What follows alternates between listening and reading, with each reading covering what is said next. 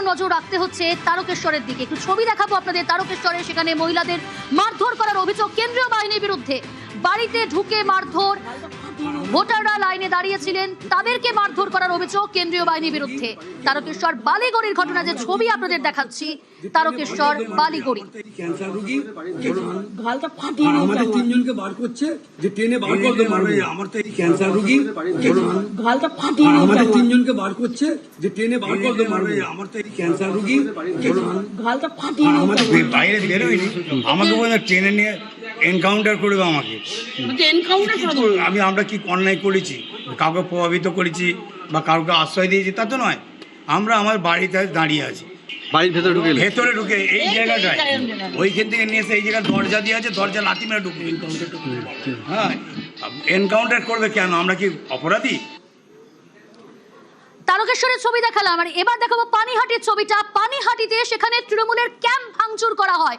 তৃণমূল 3 জন মহিলা কর্মীকে মারধর করা হয়, আহত হয়েছেন তারা। ছবি দেখাবো আপনাদের, পানিহাটির ছবি দেখাচ্ছি। 105 নম্বর বুথ, সেখানে তৃণমূলের ক্যাম্প ভাঙচুর করা হয়। এই ভাঙচুর করার অভিযোগ বিজেপি এবং কেন্দ্রীয় বাহিনীর বিরুদ্ধে। সুবীর রয়েছে আমার সঙ্গে। সুবীর, কেন এরকম পরিস্থিতি তৈরি হলো, কি ঘটনা ঘটেছে?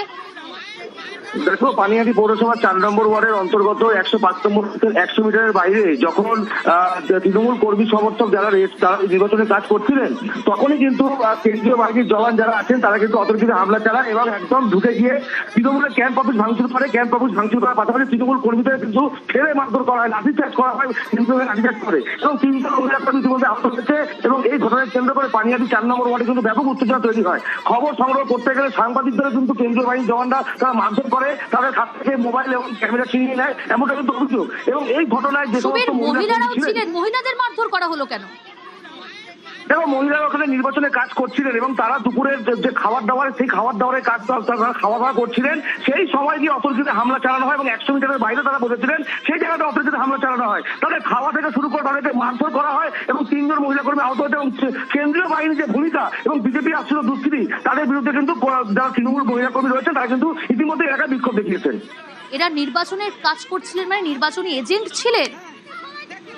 একদমই নির্বাচনী এজেন্ট তো ছিলেনই, পাশাপাশি যে সমস্ত ভোটাররা তারা আসছেন তাদেরকে বুথ দেখানো থেকে শুরু করে তারা যে ভোটারদের, বয়স্ক ভোটারদের বাড়ি থেকে নিয়ে আসার কাজ করছিলেন, তারা এখান থেকেই এই সমস্ত পরিষেবা দিচ্ছিলেন। এবং সেই কারণের জন্য কেন তারা এখানে বসে তারা খাওয়া দাওয়া করবেন বা কেন তারা এখানে থাকবেন, এই নিয়ে একটু তাদের উপরে লাঠিচার্জ করে কেন্দ্রীয় বাহিনীর জওয়ানরা। আহত 3 মহিলা কর্মী তৃণমূলের, তাদের বক্তব্যটা একটু শোনাবো। এখানে বসা যাবে না, বসেছিলাম আমরা খাবো বলে সেই খাবার ছুঁড়ে আপনারা গিয়ে ওখানে কভার করুন। খাবার ছুঁড়ে ফেলে দিয়েছে প্রত্যেকটা মানুষকে। কারা একদম সিআরপিএফ না, বিজেপির দালালেরা কে শুরু করেছে। এটা কি চাইছে? এইভাবে বাংলায় আসবে, এভাবে বাংলায় আসা যাবে না।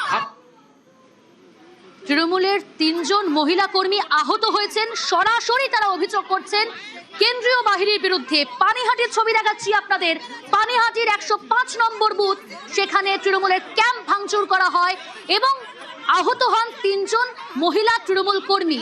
সরাসরি অভিযোগ কেন্দ্রীয় বাহিনীর বিরুদ্ধে। যে ছবি দেখাচ্ছি পানিহাটি 105 নম্বর বুথ।